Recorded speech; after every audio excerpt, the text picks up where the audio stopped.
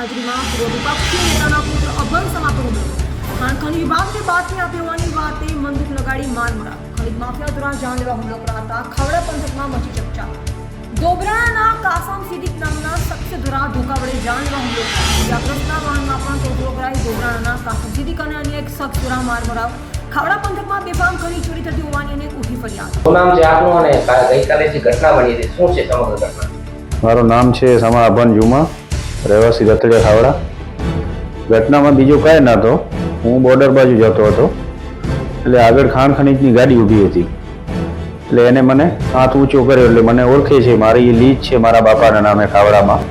એટલે એને મને ઊભો રાખ્યો કે અબનભાઈ કઈ બાજુ જાઓ છો? એટલે હું બોર્ડરમાં જતો હતો એટલે કે પાણી હોય તો તમારી ગાડીમાં દેવો. મેં કીધું ભાઈ મારો તો રોજો છે, ગાડીમાં હોય તો તમે લઈ લો, કદાચ હશે બોર્ડર પર. એટલે હું ઊભો હતો, એનાથી વાતચીત કરી લગભગ 5-10 મિનિટ ઊભો હતો એટલે આવ્યો કાસમ સિદ્દીક, રોબાણાનો છે. એ આવીને હું ડાયરેક્ટ ગારોમાં ચાલુ થઈ ગયો. મને બોલી ગારો. મને કે તમારો અહીંયા શું છે? મેં કીધું ભાઈ હું તો બોર્ડરમાં જાઉં છું, બધા જાય છે એટલે મારો અંદર ગાડીઓ હાલે છે, હું જાઉં છું બોર્ડરમાં. કે બોર્ડર તારા બાપનું નથી. મેં કીધું ભાઈ તો બોર્ડર તો બધાની છૂટ છે. એટલે પછી ખાણ ખનીજવાળા ઊભા હતા એટલે એને સીધો પોતાની ગાડીમાંથી ધૂકો કાઢ્યો. એટલે છેડામાં પાઇપ ચડેલો હતો ધૂકા ઉપર, સીધો મને માર્યો, ધૂકો મારી અને એને સીધો કીધું કે આવા ખાણ ખનીજના જે દલાલો છે એના કહેવાથી તમે ખાવડા આવો છો, ચોકી નાખી છે, એ આવાના કારણે નાખ્યો છે. મને કીધું ભાઈ અમને કોઈ કહેવા નથી, અમને તો સરકારનો આદેશ છે એટલે અમે તો કામગીરી તો કરવી પડે. બાકી ખાણ ખનીજની એની ગાડીઓ હાલે છે ખનીજમાં, પથ્થર હોય કે રેતી હોય કે જે હોય, પણ એને એવું થોડોક મન દુઃખ થયો છે કે ખાણ ખનીજવાળા જે આવ્યા છે એ અબનભાઈ જે અહીંયા ચોકી બોકી નખાવી છે એટલે એ ચોરી કરતો હશે એટલે એને તકલીફ પડી હશે.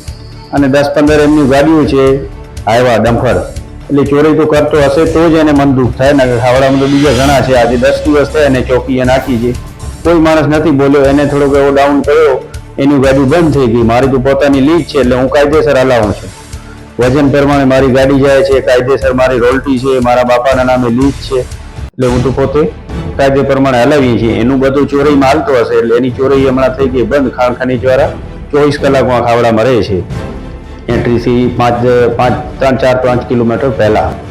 એટલે એને એવું મન દુઃખ રાખી એટલે પછી ખાણ ખનીજવાળા જે એના 1-2 ગાર્ડ હતા, પછી એના ડ્રાઈવર હતા, ખાણ ખનીજનો એક ડ્રાઈવર હતો, એમને મને ગાડીમાં બેસાડ્યો. મારી તો શું ત્યારે તો હાલત ખરાબ થઈ ગઈ હતી એટલે એને એવું કીધું કે ભાઈ આજે તો ઠીક છે, આમના લીધે તું બચી ગયો, બાકી હું મૂકશું નહીં તમને.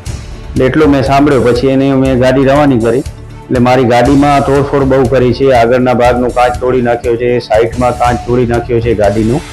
એટલે પછી હું તો રવાનું થઈ ગયો. આગળ મારો ડ્રાઈવર ઊભો હતો, એને ડ્રાઈવર મને ખાવડા CHC હોસ્પિટલમાં લઈ આવ્યો અને ત્યાંથી સીધો હું KK પટેલમાં હમણાં દાખલ છું અહીંયા.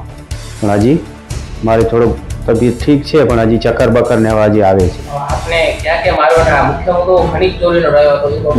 મેન એ જ છે, બાકી બીજી મારી એનાથી કોઈ બોલાચાલી નથી ને. એ ધોબાણાનું છે, હું રતડિયાનું, એટલે અમારાથી બીજું એનું કોઈ ના જૂનું એવું કોઈ મનરૂપ છે ને એવું કાંઈ નથી. મેન મુદ્દો એ ખનીજ બાબતનું જ હતો, બીજું કોઈ નથી. હવે તમારી શું માંગ છે? ફરિયાદ કરશો કે ફરિયાદ તો સાહેબ કરશું. હું બરાબર માણસ છું, મારો બાપા સરપંચ છે, આજે ઓછામાં ઓછો 20-25 વર્ષ થયા. હું મેન અગ્રણી છે પશ્ચિમ વિસ્તારના, એટલે મારા ઉપર એવો હુમલો કરે તો પછી નાનું માણસ હોય એને એ ક્યાં મૂકશે? એ માણસો થોડોક માથા ભરે છે, બધા ઠેકાણે દબાણો કરે. ખાવડામાં એનું દબાણ છે, દિનારામાં છે, ધ્રોબાણામાં છે, પછી અમારી રતડિયાની હાથમાં દબાણ કરીને બેઠા છે. એટલે થોડાક માથેભરા માણસ છે.